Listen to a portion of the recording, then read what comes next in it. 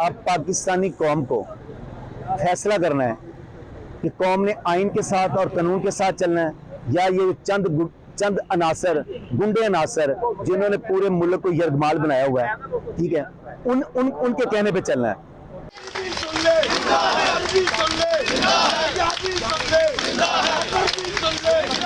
इंशाल्लाह वुकला कम्युनिटी जिन्होंने कैद आजम की सरबराही में पाकिस्तान बनाया था, आज आइन और कानून की बालादस्ती के लिए दोबारा फिर हर किस्म की कुर्बानी देने के लिए तैयार है। और चीफ जस्टिस साहब को हम सलाम पेश करते हैं कि उन्होंने ऐसा नहीं किया कि उन्होंने किसी को ब्लाइज किया, उन्होंने आइन और कानून की बालादस्ती के लिए स्टैंड किया है।